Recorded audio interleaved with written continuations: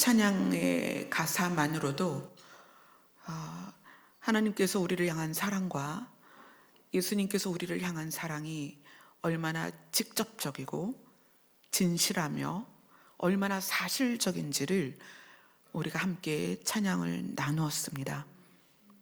그 하나님의 사랑이, 예수 그리스도의 사랑이 우리 안에 진리로 심어지게 하여 주시옵소서. 예수님 이름으로 기도드리옵나이다. 아멘. 오늘 말씀은 느헤미야 8장입니다.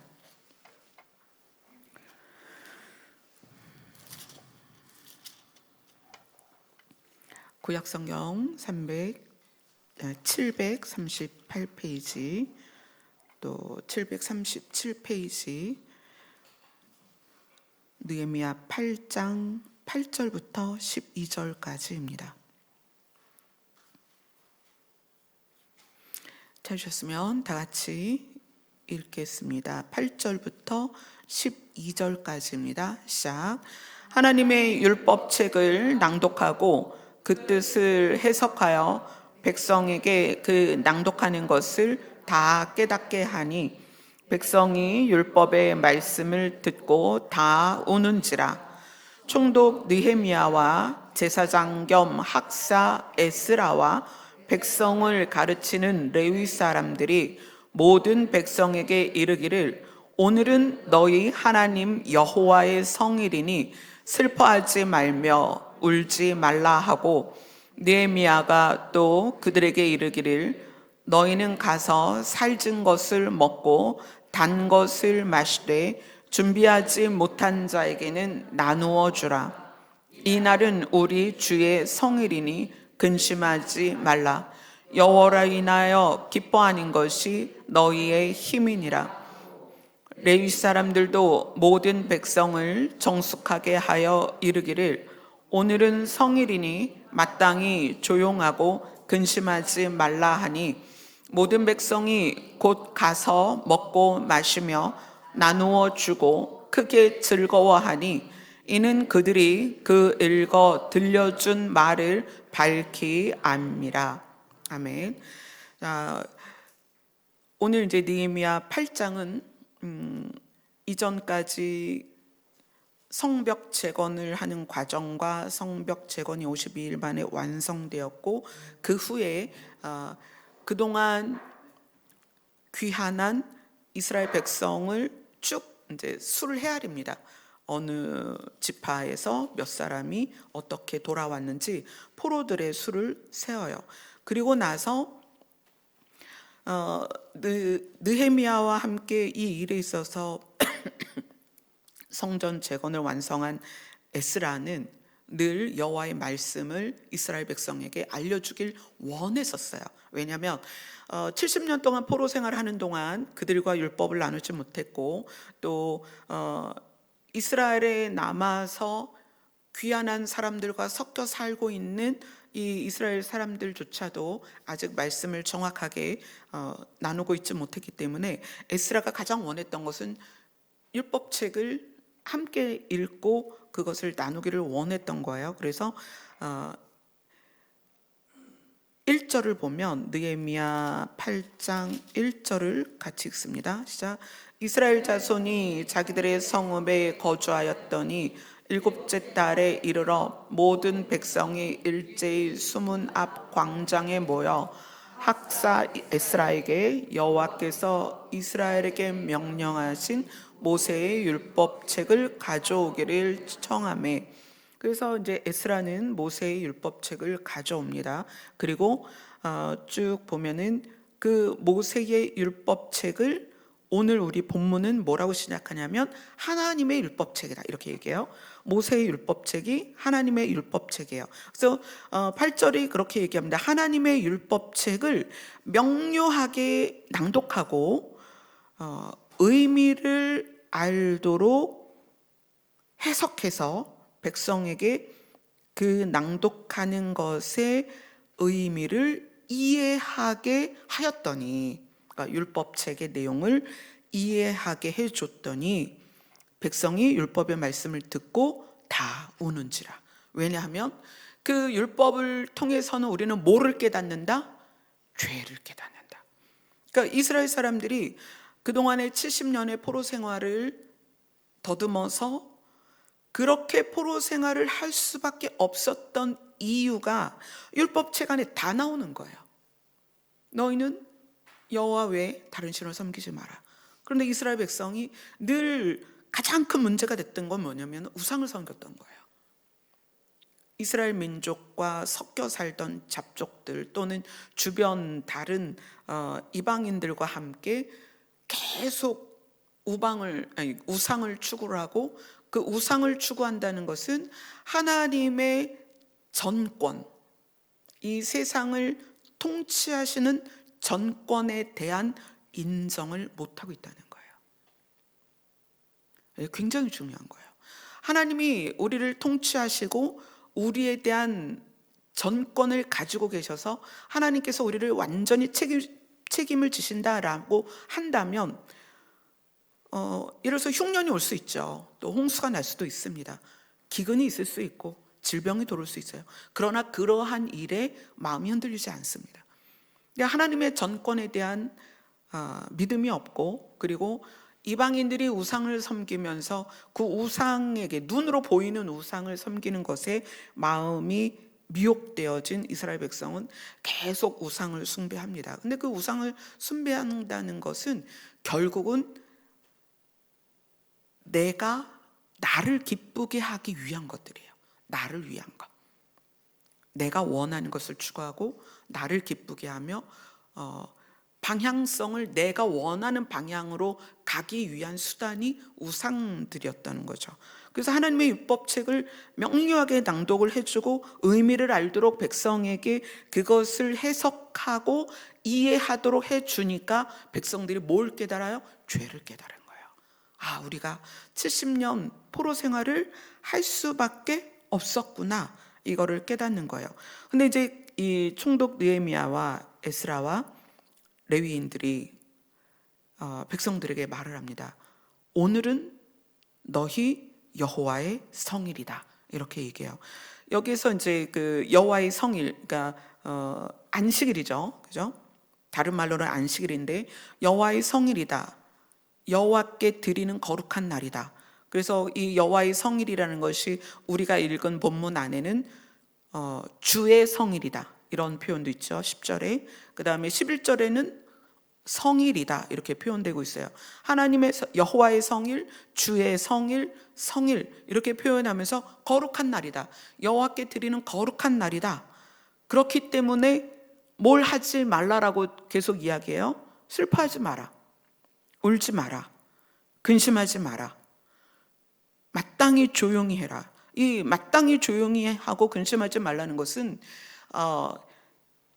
우리가 입으로 시끄럽게 말하는 것들의 대부분이 뭐냐면 근심, 걱정, 비난, 비판, 그런 것들이에요. 그러니까 그런 걸 다 하지 말아라, 근심하지 마라. 오늘은 여호와의 성일이다. 그 대신 너희들이 해야 될 건 무엇이다? 살진 것을 먹고 기름진 것을 먹고 단 것을 마시며, 그리고 중요한 얘기를 하죠. 준비하지 못한 자에게는 나누어 주어라. 준비하지 못한 자에게는 너의 것의 일부를 주어라, 이렇게 얘기하는 거예요.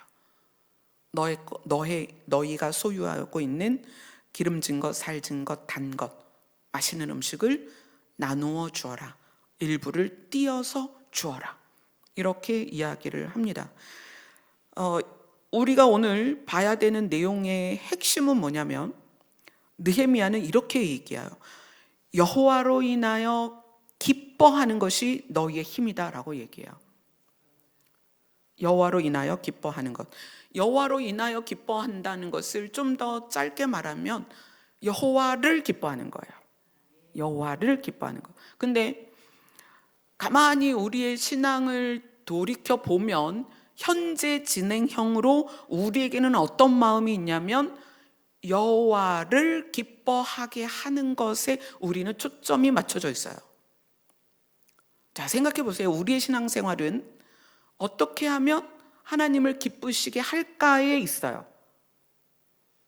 자, 이것이 정말 한 끗 차이인데, 하나님을 기뻐하는 것과 내가 어떻게 하나님을 기쁘시게 할까라는 고민이 정말 한 끗 차이인데 너무 달라요.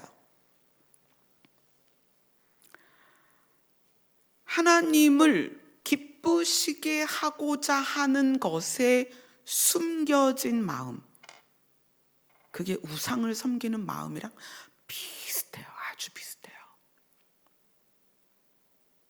정말 많이 비슷합니다. 치성을 드린다. 그래서 옛날에는 보름달 뜨면 그 정한수라고 그러죠. 깨끗한 물을 떠서 놓고 밤새 달이 지도록 거기다 빌어요. 치성을 드리는 이유가 뭐예요? 내 소원을 이루어 달라, 그거예요. 그러니까 하나님을 기쁘시게 하는 것, 그것이 우리 입장에서는 굉장히 중요하다고 생각되어졌고요. 우리는 그렇게 신앙생활을 해야 된다고 생각을 하고 있었어요. 그래서 헌금을 하는 거나 봉사를 하는 거나 사역을 하는 거나 사명을 감당하는 거나 우리의 삶에서 흑백으로 나누는 거죠. 이렇게 하면 하나님이 기뻐하실까? 이렇게 하면 하나님이 싫어하실까? 내가 어떻게 하는 것이 하나님이 보실 때 기뻐하실까라는 생각에 우리를 주도하고 있어서 어떤 행동이나 삶의 선택에 있어서 하나님이 기뻐하시는 걸 원한단 말이에요. 근데 그게 나쁘다는 건 아니에요. 그게 잘못됐다는 건 아닌데 무엇에서 기인된 생각이냐는 거예요. 그게. 여러분 고민해 보셔야 돼요. 나는 왜 하나님을 기쁘시게 하려고 노력하는가? 이것이 샤머니즘적이고 우상을 숭배하는 사람들의 심리에서 출발된 게 대부분이라는 거예요.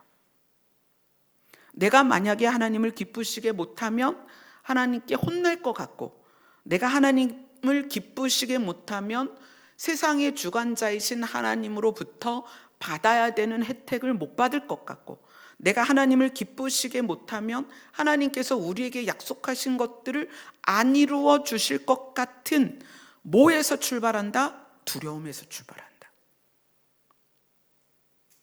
이거 여러분 기억하셔야 돼요. 내가 하나님을 기쁘시게 하려고 하는 그 생각이 어디에서 기인됐느냐? 나를 위해서 시작된다는 거예요. 나를 위해서. 그래서 느헤미야는 굉장히 명확하게 이 부분에 대해서 이야기하는 거예요. 여호와로 인하여 기뻐해야 된다. 여호와 때문에 기뻐해야 된다. 여호와를 기뻐해야 된다. 그것이 너희의 힘이다.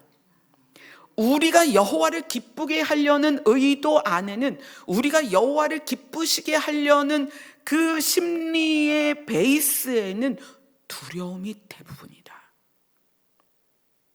물론 그렇다고 해서 하나님이 싫어하시는 걸 하라는 게 아니잖아요. 그죠? 우리는 하나님과의 관계를 형성함에 있어서 그분이 나의 아버지인 걸 알아요. 그 자식이 철이 들면 철들기 전에 했던 행동들을 안 해요. 철들기 전의 행동은 뭐냐? 부모에게서 혜택을 받기 위해서 이쁜 짓을 하죠. 그죠? 부모가 원하는 이쁜 짓을 한단 말이에요. 그래서 부모에게서 내가 받아야 될 걸 받아내요. 그런데 철이 들면 뭘 아냐면, 부모가 나를 위해 희생하신 것과 부모에게서 받은 생명과 부모가 살아생전 그 자기 부모 인생 전체를 갈아서 자녀들을 성장시킨 것에 대한 감사가 있어요. 그래서 굳이 이쁜 짓을 해서 부모에게 뭘 받아내려고 하지 않아요. 오히려 뭐라고 얘기해요? 엄마 괜찮아. 내가 벌어서 할게. 엄마 이제 나 그런 거 안 해주셔도 돼요. 제가 할 수 있어요.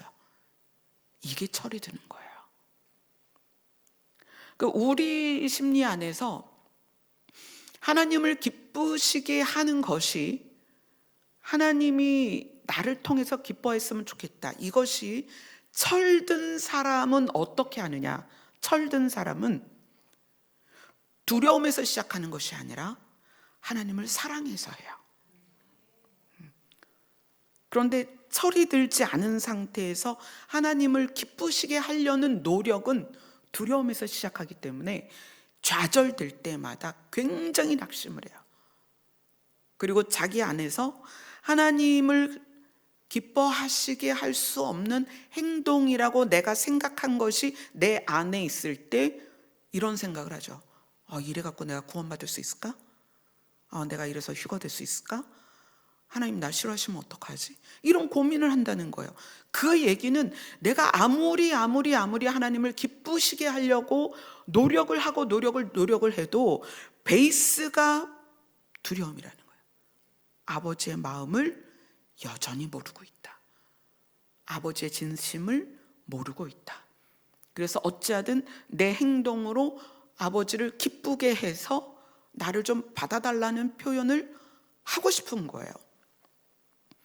그래서 하나님을 기쁘시게 하는 것과 하나님으로 인해 기뻐하는 것은 굉장히 다르다. 정말 다릅니다. 제가 부모님께 말씀을 드려요. 자, 부모님이 86세세요. 지금 아마 방송으로 예배를 드리실 텐데, 부모님이 이제는 저의 삶에 기여하실 수 없는 연세예요. 그러나 자식이 철이 들면 부모를 향해서 이런 상태여도 좋으니 살아만 계세요라고 말을 할 수 있다는 거예요. 그래서 제가 부모님께 그래요. 엄마 아빠는 아무것도 못하셔도 되니 그냥 살아만 계세요. 그냥 우리 앞에 계셔 주시기만 하세요. 제가 엄마한테 밥을 해달라고 하겠어요? 아버지한테 땅을 파달라고 하겠어요? 제가 어머니한테 김장을 요구하겠어요? 아버지한테 뭐 나무를 심어달라고 하겠어요? 부모님 그거 못하세요. 그러나 부모님은 계신 것만으로도 자녀에게는 힘이 되기 때문에 그냥 그 상태에서 살아만 계세요. 그런 거예요. 아빠가 저한테 재산을 물려준 게 있어요. 엄마가 저한테 재산을 물려준 게 있어요. 그게 아니라 그냥 부모님이라는 분이 그냥 내 눈앞에 계신 것으로 충분하다는 거예요. 느헤미야는 여호와의 성일에 성도들에게, 이스라엘 성도들에게, 이스라엘 백성들에게 이야기를 합니다. 너희들이 율법책을 통하여서 죄를 깨닫고 그것 때문에 우는 것, 그러니까 양심이 찔리고 그 다음에 하나님께 죄송하고 그럼에도 불구하고 하나님이 회복시키셨잖아요. 이스라엘을 3차에 걸쳐서 본토로 귀환을 시키고 무엇에 따라? 약속에 따라. 약속에 따라 예레미야를 통하여 하신 그 약속을 따라서 그들을 3차에 걸쳐서 본토로 귀환을 시키고 그 다음에 무너진 성전을 세우시고 그 다음에 무너진 성벽을 이루어 주셨다는 거예요. 이스라엘 백성이 잘해서 그랬을까요? 포로 생활하면서 얼마나 뭘 어떻게 잘했겠어요? 그게 아니라 이스라엘을 향한 하나님의 진심과 이스라엘을 향한 사랑 때문에 그들에게 이미 예언을 하신 거예요. 이미. 그러니까 포로로 끌려가기도 전에 약속을 하셨다는 거야. 내가 너희를 데려올 것이다. 너희들의 포로 생활은 70년 만에 끝날 것이다. 그럼 너희들이 뭐 반란을 일으켜서 바벨론 왕을 무찌르고 너희들이 나라를 회복하고, 그게 아니라 내가 할 것이다. 하나님이 약속하시는 거예요. 그래서 느헤미야는 그걸 얘기하는 거예요. 자, 잘 들어봐. 오늘은 여호와의 성일이야. 슬퍼하지 말고 울지 마라. 내 말을 들어라. 하나님께서 이 일을 이루신 것을 생각해 봐라. 너희들이 죄를 깨닫는 건 괜찮은데 너희들이 좀 더 깊이 생각하면 하나님께서 너희들이 포로가 되기 전부터 너희들이 꺼낼 것까지 약속하셨고 그 일들을 진행하셨다는 것은 하나님이 너희를 얼마나 사랑하시는지 그것을 기억해라. 그래서 이 안식일에 대하여, 여호와의 성일에 대하여 우리는 기억을 해야 될 게 있습니다. 마가복음 2장으로 갑니다.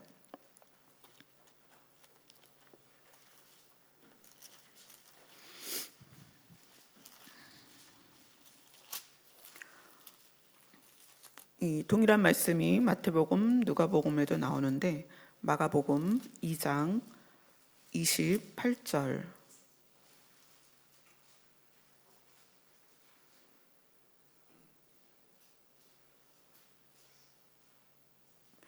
자, 27절, 28절을 같이 읽습니다. 마가복음 2장 27절, 28절 시작.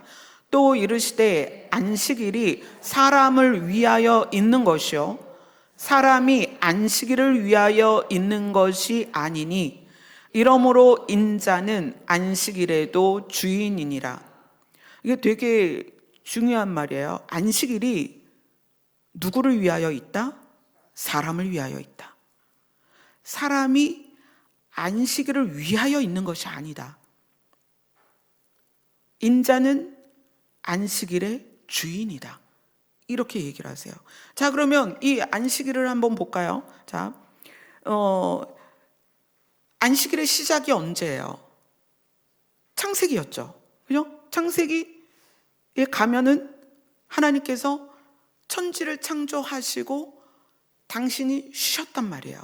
근데 이 당신이 쉬시는 그 안식일조차도 오늘 마가복음에서는 누구를 위한 거다? 사람을 위한 거다. 자, 그러면은 하나님이 안식일의 주인이 되시는 하나님과 또 안식일의 주인이 되시는 예수님께서 창조의 질서대로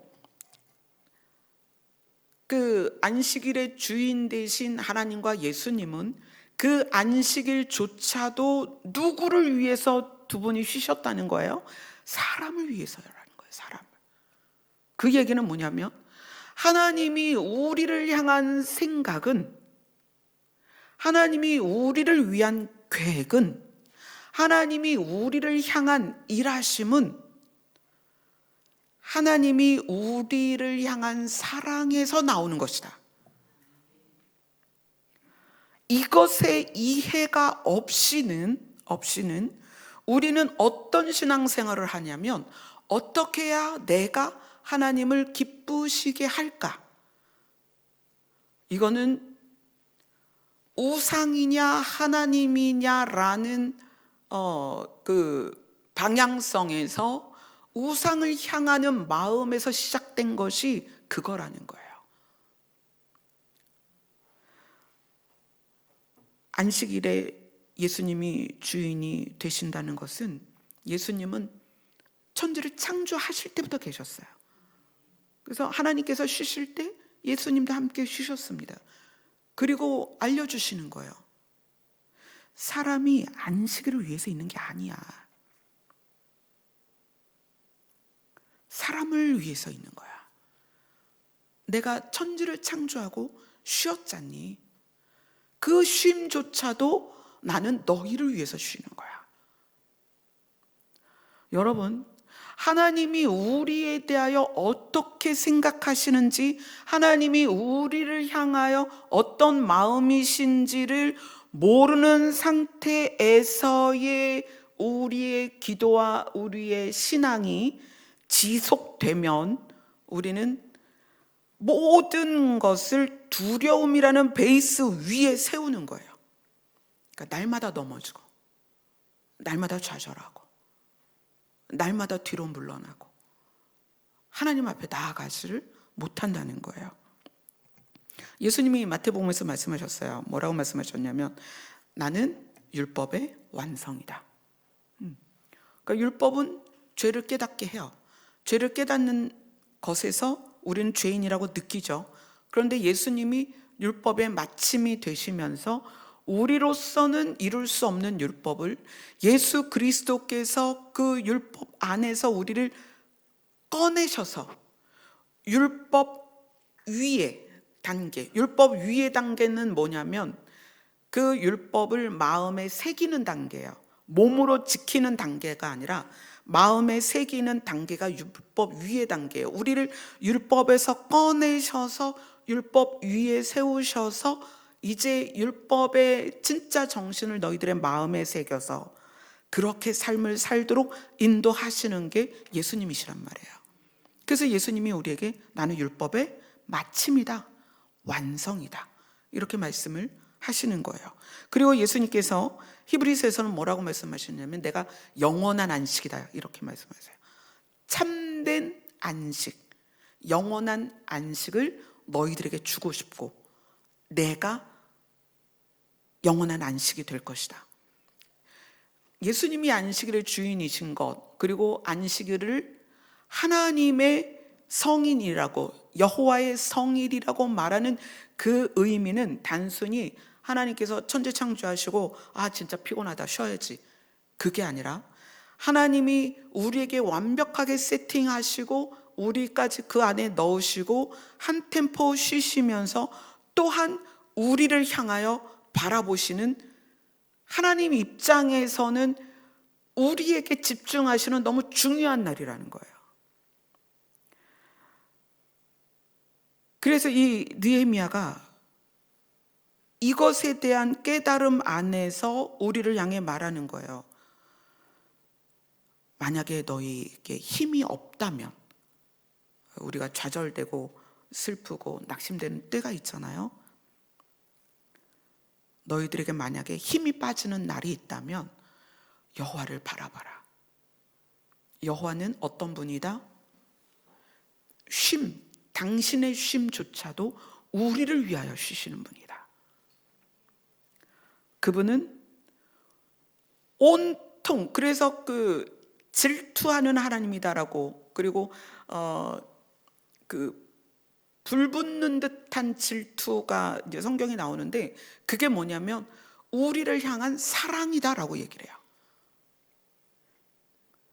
질투하고 분노하는 그 이유가 뭐냐면 우리를 향한 사랑이었다. 그래서 느헤미야는 우리를 향해서 여호와 때문에, 여호와를 기뻐하는 것이 너희의 힘이다. 그런데 어떻게 여호와를 기뻐하는가? 그분이 누구신가를 알아야 된다는 거예요. 그래서 여기 느헤미야에 보면은 이렇게 얘기해요.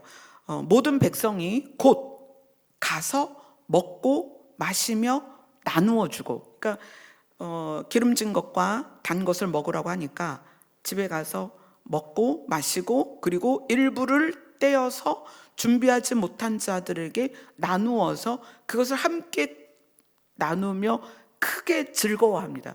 크게 즐거워할 수 있는 이유는 오늘 느헤미야 8장 11절에 나오는 12절에 나오는 모든 백성이 곧 가서 먹고 마시며 나누어 주고 크게 즐거워할 수 있는 이유는 율법으로 죄를 깨달았지만 죄인으로서 심판하시는 게 아니라 다시 싸매시고 회복시켜서 살리시는 큰 사랑을 깨달았다는 거예요. 성벽까지 완공하고 나서, 그래서 12절 마무리가 이렇게 됩니다. 모든 백성이 곧 가서 먹고 마시며 나누어 주고 자기의 일부를 주고 함께 크게 즐거워하니, 이는 이렇게 즐거워할 수 있었던 이유는 그들이 그 읽어 들려준 말을 마침내 밝히 깨달았다는 거예요. 처음에는 율법의 말씀을 듣고 죄에 대하여 깨닫고 다 울었습니다. 우리가 그런 죄인이었구나. 그래서 우리가 포로가 됐었구나. 우리가 그래서 70년 동안 종살이를 했구나. 그런데 느헤미야는 거기서 끝나는 게 아니에요. 아니다. 오늘은 여호와의 성일이다. 내 말을 들어봐라. 너희들이 율법을 어겨서 그렇게 포로가 되었었지만 하나님은 너희가 포로되기 전에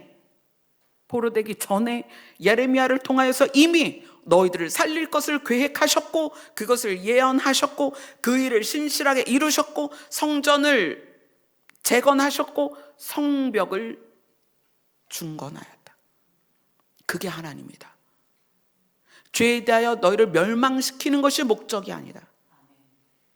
죄는 깨달아야만 다시 죄로 가지 않으니까 죄를 깨닫도록 율법의 말씀을 주시지만, 이 여호와의 성일이라는 것이 얼마나 중요하냐면, 하나님이 천지창조를 하시고 쉬시는 것조차도 사람을 위하여 쉬셨다는 거예요. 놀라운 거예요. 우리를 향한 하나님의 사랑이에요. 여러분의 나이에 맞게 또는 여러분의 형편에 맞게 각각의 고난이 있고 아픔이 있고 슬픔이 있어요. 그래서 일어날 힘조차 없을 때가 있다는 거예요. 그때 성경은 무엇을 제시하냐면 그분의 이름을 제시하는 거예요. 주의 이름을 부르는 자는 구원을 얻을 것이다. 왜냐하면 그분이 어떤 분이기 때문에? 우리를 사랑하는 분이기 때문에. 그래서 우리가 여호와를 기쁘시게 하는 것, 그것을 원하는 것조차도 그분이 나를 사랑하시기 때문에 그렇게 하려고 해야 된다는 거예요. 두려움이 베이스가 아니라 그분이 나를 사랑하시니까 나도 그 사랑에 보답하고 싶어서 내가 그분에게 기쁨이 되었으면 좋겠다.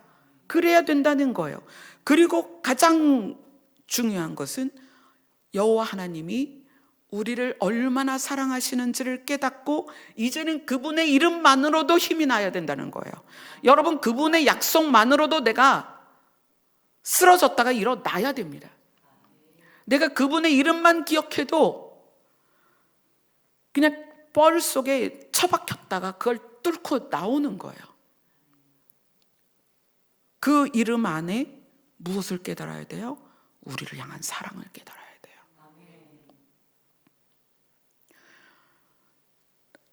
제가 26살에 결혼을 했거든요. 그러니까 이제 부모님과 산 기간은 26년이겠죠, 초반.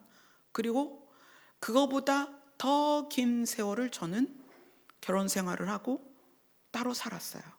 그리고 부모님과 합친 게 올해 4월이에요. 그러니까 부모님과 함께 산 기간보다는 제가 제 삶을 산 기간이 훨씬 많다는 거예요. 그러나 부모님을 생각하면 부모님은 늘 자식을 사랑하셨다는 거죠.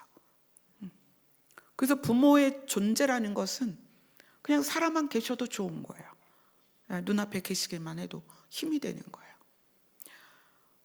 우리가 이 땅에서 사는 동안에 가시와 엉겅퀴가 나고 아골골짝 빈들 같은 삶을 살지만 하나님의 사랑은 우리에게서 떠난 적이 없습니다. 자, 요한복음을 볼게요. 요한복음 10장입니다.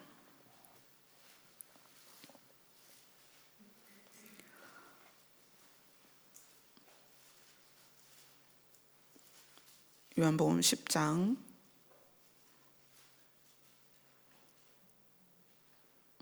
11절에서 13절까지 읽겠습니다. 시작. 나는 선한 목자라. 선한 목자는 양들을 위하여 목숨을 버리거니와 삭구는 목자가 아니요 양도 제 양이 아니라. 이리가 오는 것을 보면 양을 버리고 달아나나니 이리가 양을 물어가고 또 해치느니라. 달아나는 것은 그가 삭군인 까닭에 양을 돌보지 아니함이나. 나는 자, 여기서 11절에서 13절까지 예수님께서 직접 무엇을 얘기하시냐면, 나는 정체성, 선한 목자다. 아예 예수님 자기 자신의 정체성을 말씀을 하십니다. 그래서 그 정체성에 의하여 예수님의 나온 행동이 뭐냐면 목숨을 버렸다, 이렇게 얘기해요. 나는 선한 목자이기 때문에 목숨을 버린다. 자, 14절부터 15절까지 같이 읽습니다. 시작. 나는 선한 목자라. 나는 내 양을 알고 양도 나를 아는 것이 아버지께서 나를 아시고 내가 아버지를 아는 것 같으니 나는 양을 위하여 목숨을 버리노라. 다시 한번 반복하셨죠. 나는 선한 목자이기 때문에 나는 내 양들을 위해서 목숨을 버린다. 자, 15절에서 나는 양을 위하여 목숨을 버린다.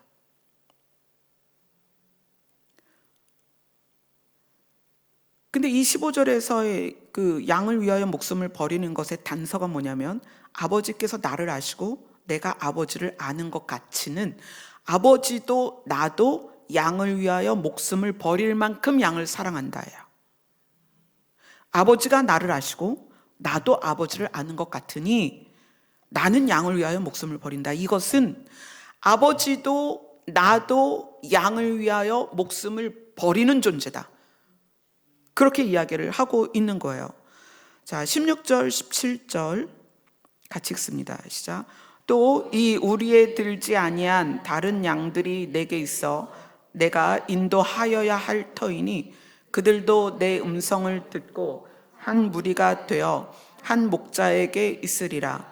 내가 내 목숨을 버리는 것은 그것을 내가 다시 얻기 위함이니 이로 말미암아 아버지께서 나를 사랑하시느니라. 16절 17절을 통해서도 예수님이 자기 목숨을 버리는 것에 대해서 이야기하십니다. 그런데 16절에서의 내용은 뭐냐면, 아직 예수님의 우리에 들지 않은 양을 위해서까지 목숨을 버렸다는 거예요.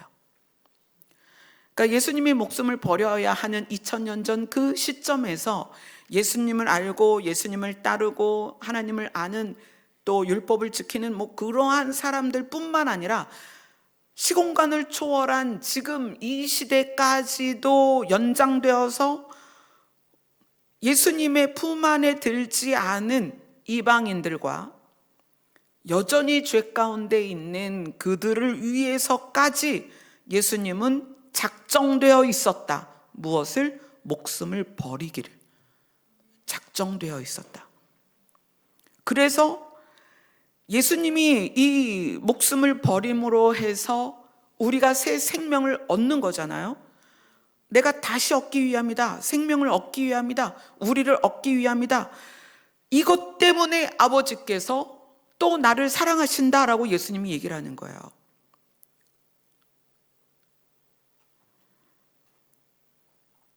예수님이 목숨을 버리신다는 표현을 이 요한복음 10장 11절부터 17절까지 3번을 하셨어요. 3번을. 그리고 18절에서 뭐라고 얘기하시냐면, 이를 내게서 빼앗는 자가 있는 것이 아니다. 내 생명을 빼앗아가는 자가 있는 게 아니다. 나를 십자가에 그들이 매달아 죽인 것 같이 보이지만 사실은 내가 내 생명을 스스로 버리는 거다. 이렇게 얘기하세요. 스스로. 진심으로 우리를 사랑하신다는 거예요. 진심으로. 우리가 얼마나 재롱을 떨고 예쁜 짓을 하면 예수님께서 감동해서 우리를 위해서 자기 목숨을 버리실까요? 그게 아니라는 거예요.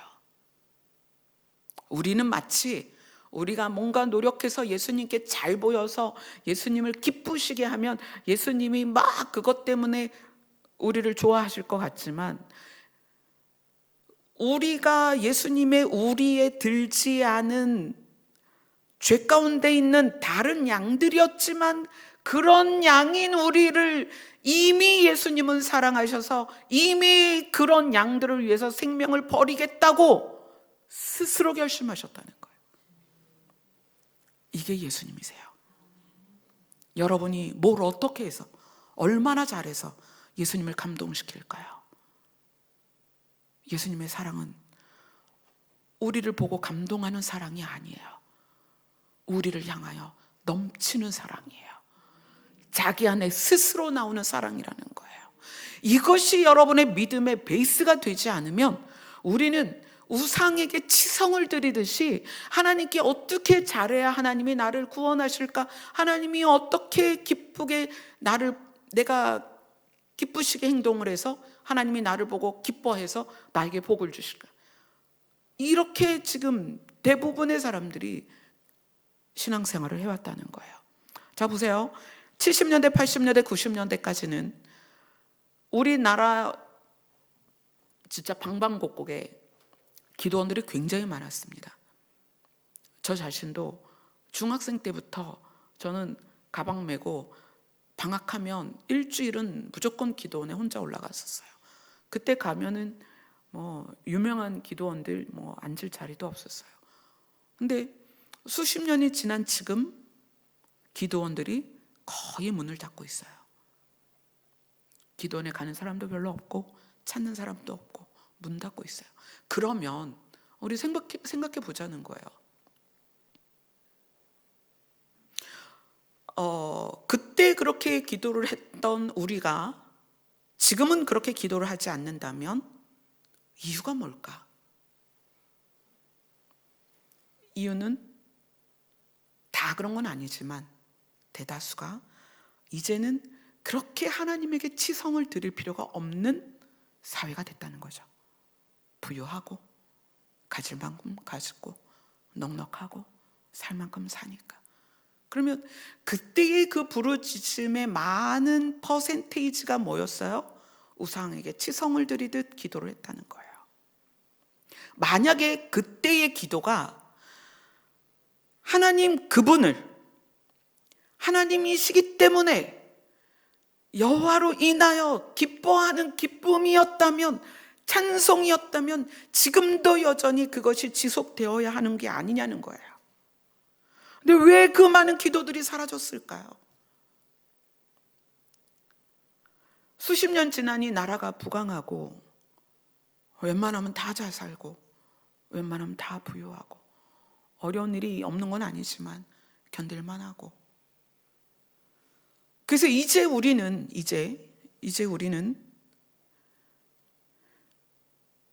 정말 싸늘하게 사랑이 식어가는 이때에 여전히 우리를 너무 사랑하셔서, 그 사랑이 변함없어서 여전히 우리를 너무 사랑하셔서 그 보좌에서, 또 그 보좌 우편에서 우리를 향하여 눈물을 흘리시는 그 분들을 향하여 그분의 사랑이 깨달아져서 그냥 그분들의 이름이, 하나님의 이름이, 예수님의 이름이 우리의 기쁨이 돼야 되지 않겠냐는 거예요.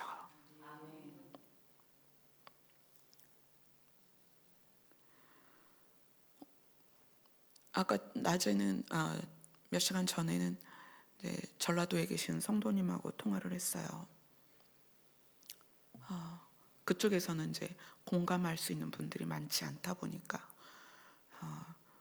우리 열린 하늘문 교회 1호 삼마 성도님이세요.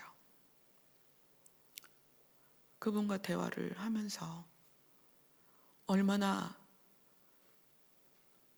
하나님을 향한 우리의 열심이 그동안 그렇게 나를 위한 열심이었는지 생각을 하게 됐어요. 슬프다. 하나님이 마음이 많이 아프셨겠다. 예수님이 많이 마음이 아프시겠다. 예수님은 스스로 자기 생명을 버렸다. 스스로 버렸다. 나는 내 생명을 뺏긴 게 아니다. 나는 스스로 버렸다. 이렇게 3번이나 요한복음에서 말씀하시고, 나의 사랑은 너희를 향하여 변함이 없다 이야기를 하시는데, 우리는 목적지향적인 수단을 위한 여호와의 이름을 불렀던 것이 아닐까 하는 그런 마음을 가져봅니다. 이제 세상은 점점 어두워질 거고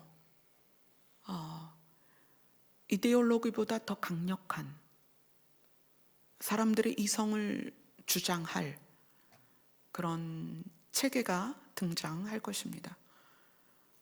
길게는 20년을 바라보지만 지금의 속도로는 10년 안에는 등장할 것 같아요. 그것이 계시록에서는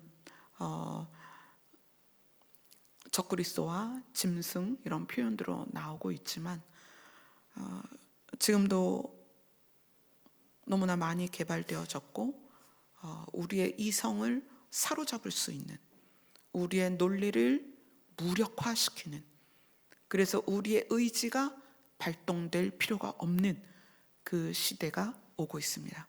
그러면 온 세상은 이데올로기가 다 사라지고 더 강력한 그것에 무릎을 꿇게 될 것입니다. 그래서 성경이 말하는 거예요. 정신을 차려라. 너를 위하여 여호와 이름을 부르지 말고 너를 사랑하는 여호와 이름을 불러라.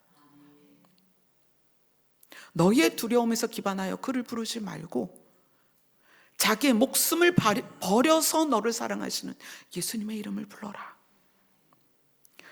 그래서 느헤미야가 우리에게 이야기를 하는 거예요. 여호와로 인하여 기뻐하는 것. 여호와로 인하여 기뻐하는 것. 요엘서도 한번 볼까요? 요엘서 2장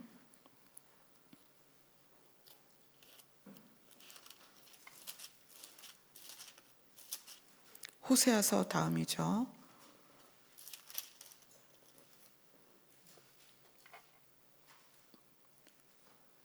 요엘서 2장 21절부터 보겠습니다. 구약성경 1272페이지입니다.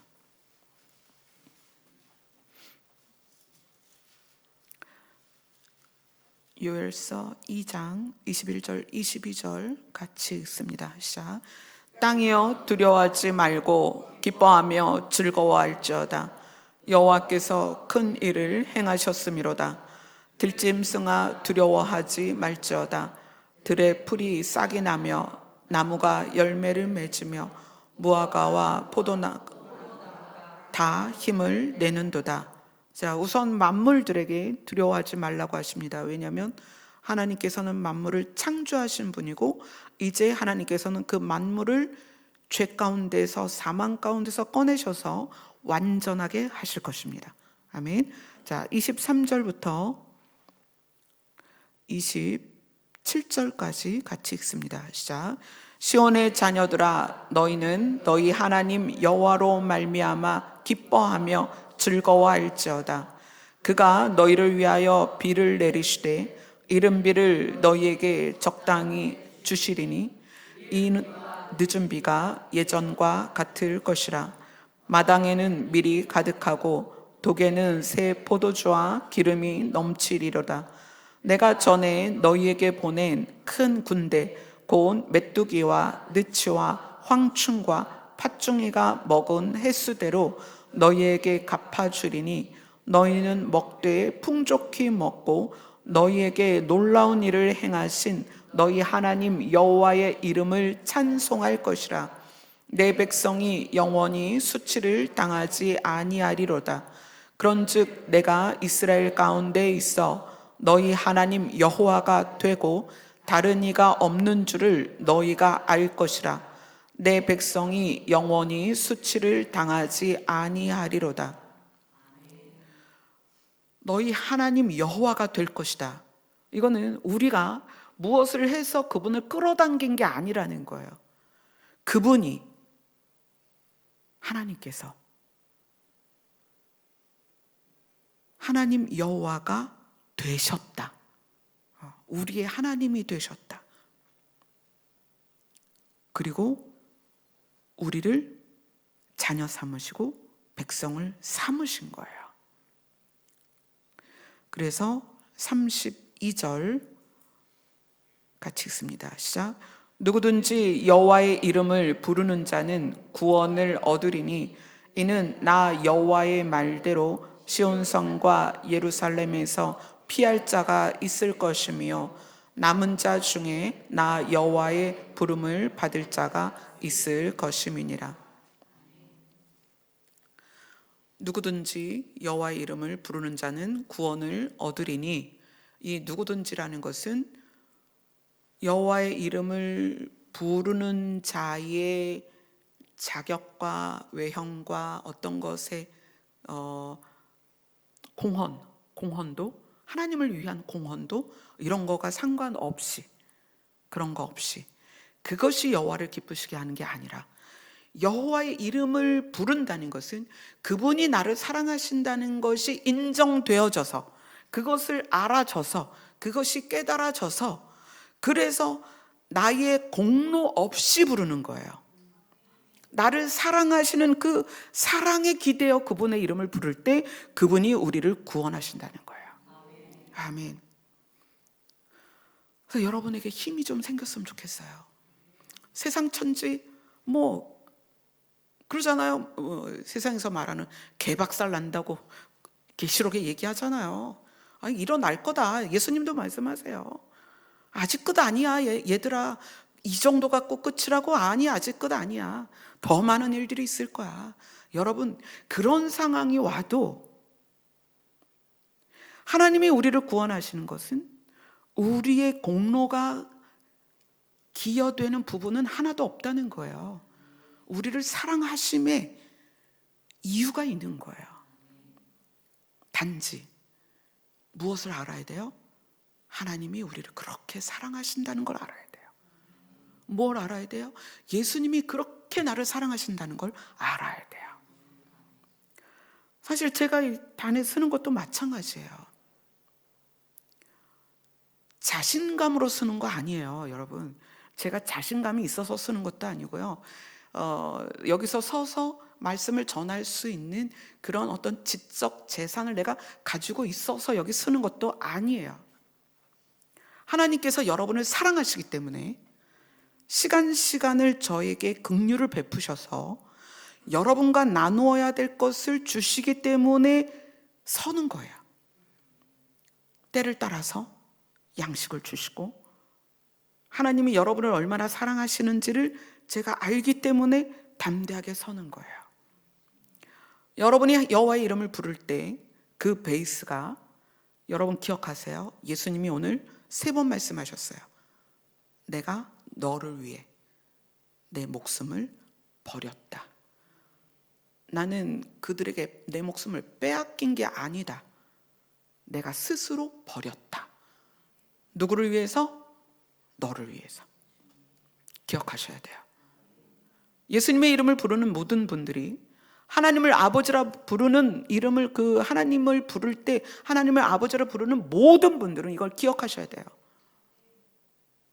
우리의 공로에 기인해서가 아니라 우리를 향한 사랑, 그것 때문에 예수님이 스스로 목숨을 버렸다. 그거보다 더 무엇으로? 그래서 그거에 대해서 성경이 말하는 거예요. 아버지의 사랑을 확증했다. 누구를 향한? 너를 향한. 이것이 앞으로 우리가 진짜 세상에서 어떤 일을 겪든 어떤 상황이 되든 또 내가 개인적으로 여러분 자신이 개인적으로 어떤 어려움을 어떤 상황에 처하든 기억하셔야 돼요. 우리는 하나님의 사랑을 받은 자다. 예수님은 나를 위해서 목숨을 버리셨다고 말씀하셨다. 몇 번이나? 3번이나 말씀하셨다. 그래서 중요한 거는 주변의 상황에 의해서 두려워하지 말 것이며 내가 가지고 있는 조건에 의해서 두려워하지 마세요. 그런 거 다 상관없이 그분의 사랑 때문에 우리가 그분을 믿는 거예요. 아멘. 그래서 그것이 너희의 힘이다라고 아예 딱 결론을 내려주셨죠. 그래서 여러분들이 이제 쉬지 말고 기도하라는 것이 그런 여러 가지로 해석될 수 있지만 여호와로 인하여서 우리가 늘 기뻐하고 그래서 언제나 예수님의 이름을 또 하나님 아버지의 이름을 부르는 그것이 우리가 이 땅을 살아가는 마지막 세대를 살아가는 그래서 새로운 세대를 열어가는 우리 입장에서는 그것이 유일한 힘이 되었으면 좋겠습니다. 아멘. 그래서 어떤 상황에서도 아버지 그 말 한마디에 하나님, 예수님 주님, 그 단어 하나로 여러분에게 머리에서 발끝까지 하늘에서부터 부으시는 은혜와 능력이 가득해지기를 또 그렇게 될 것입니다. 아멘. 우리 찬양합시다.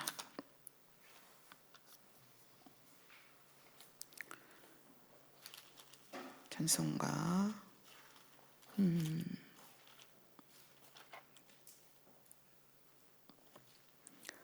95장입니다.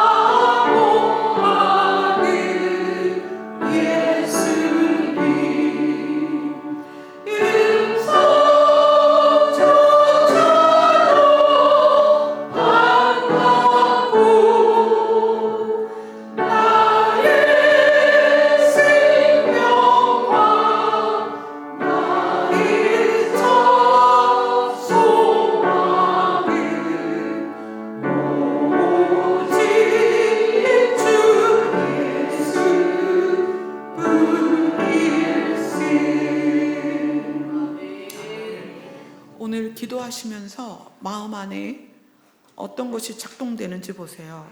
주님 하고 불렀을 때 그분이 나의 힘이 되는지, 그분으로 너무 기쁨이 되는지, 아니면 주님 했을 때 내 자신이 부끄럽고 내가 한 것이 없고 또 내가 주님 앞에 설 자신이 없는지 여러분 한번 살펴보셔야 돼요. 내가 어떻게 하면 주님을 기쁘시게 할까? 그쪽인지 살피셔야 됩니다. 주님은 우리를 위해서 스스로 생명을 버리신 분이에요. 아멘. 그럼 게임 끝난 거예요, 여러분. 그분이 여러분 그렇게 사랑하십니다. 저는 조건이 없지만 그 사랑 때문에 그냥 이 자리에 선 거예요. 이제 기도 시간이 여러분에게 주어졌습니다. 이 기도 시간이 그냥 주의 이름만 부르셔도 괜찮아요. 근데 그 주의 이름만 부르시면서 그 주의 이름 안에서 그분만으로 충분하다는 게, 그분 한 분만으로 아무것도 우리에게 필요되어지는 게 없다는 것이 느껴지는 그런 기도가 되었으면 좋겠습니다. 기도하겠습니다.